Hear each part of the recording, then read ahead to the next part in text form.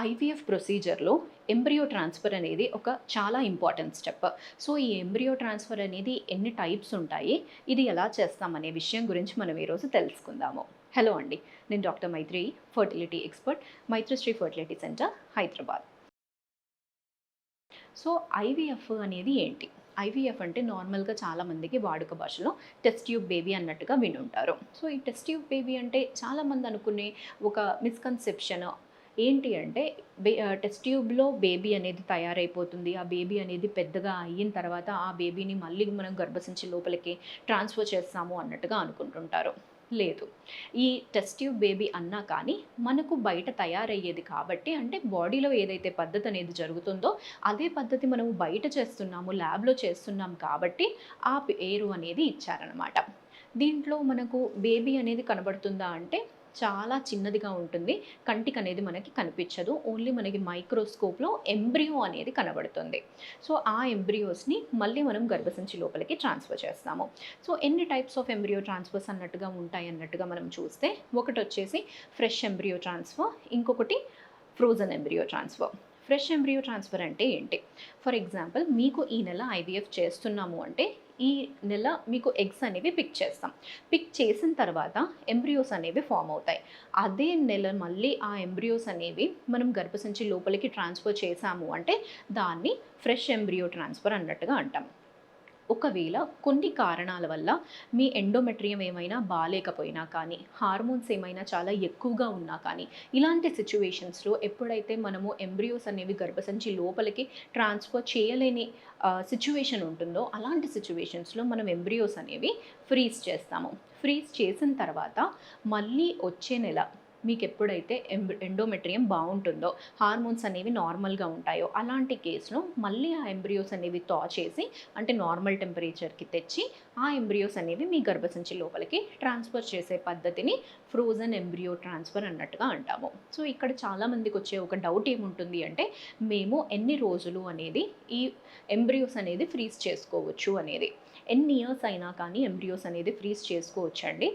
ఒక్కసారి మనము ఎంబ్రియోస్ అనేది ఫ్రీజ్ చేశాము అంటే, ఆ -డిగ్రీ టెంపరేచర్‌లోనే ఎంబ్రియోస్ అనేవి ఫ్రీజ్ అయ్యి ఉంటాయన్నమాట.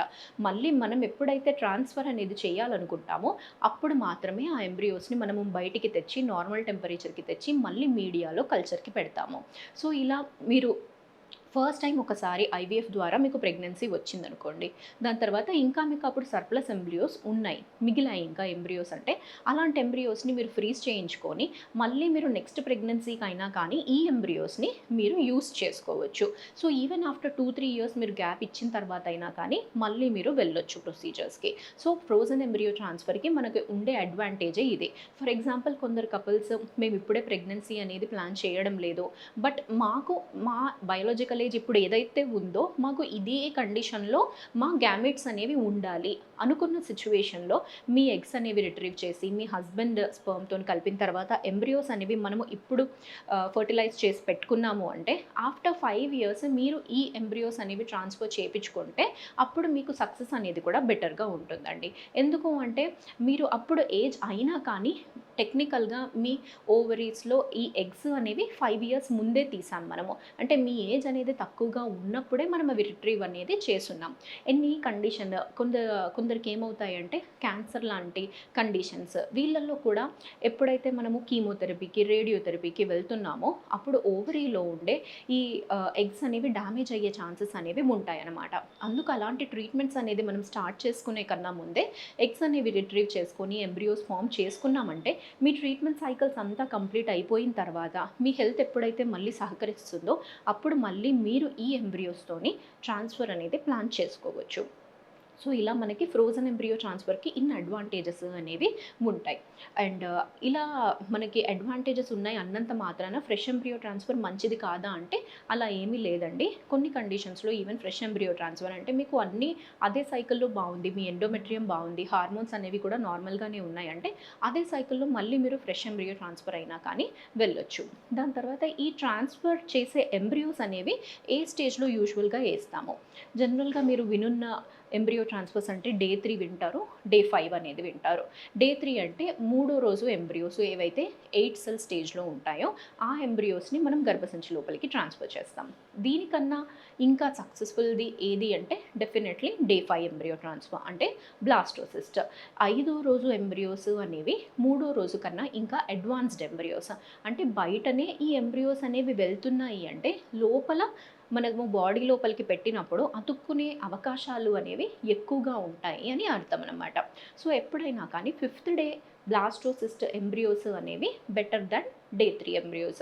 మనకి ఆప్షన్ ఉంది, మన ఎంబ్రియోస్ అనేవి ముందుకు వెళ్తున్నాయి అంటే డెఫినెట్గా డే 5 ఎంబ్రియోస్ అనేవి ట్రాన్స్ఫర్ చేసుకోవడమే ఐడియల్ అండి. అండ్ డే 5 ఎంబ్రియోస్తోని కొంత మటుకు ఎక్టోపిక్స్ అనేవి కూడా కొంచెం తగ్గుతాయి. ఎక్టోపిక్ ప్రెగ్నెన్సీ లాంటి వాళ్ళకి ఆల్రెడీ మీకు అలాంటి హిస్టరీ ఉంది అంటే మీరు డెఫినెట్గా డే 5 ఎంబ్రియోస్కే వెళ్ళాలి. ఎందుకంటే ఈ డే 5 ఎంబ్రియో అనేది మనకి గర్భసంచికి ఏవైతే ట్యూబ్స్ అనేవి ఉంటాయో, ఆ ట్యూబల్ అటాచ్‌మెంట్స్ ఎక్కడైతే ఉంటాయో ఆస్టియా అంటామో, దానికన్నా డయామీటర్ అనేది కొంచెం పెద్దగా ఉంటదనమాట. సో, అది మళ్ళీ ట్యూబ్‌లోకి వెళ్ళే అవకాశాలనేవి తక్కువగా ఉంటాయి. బట్ కార్నువాలో ఇంప్లాంట్ అయ్యే ఛాన్సెస్ అనేవి ఉంటాయనమాట. బట్ ట్యూబ్ లోపల వరకు వెళ్ళకుండా అది మనం అక్కడ ప్రివెంట్ చేసుకోగలము. సో, ఇలా మీకేమైనా హిస్టరీ ఉందంటే డే 5 ఎంబ్రియోస్‌కి వెళ్ళడం అనేది అవసరం అండి. And at the same time blastocyst transfer చేసుకుంటే మీ సక్సెస్ అనేది కూడా హయ్యర్ సైడ్ ఉంటుందండి. Thank you.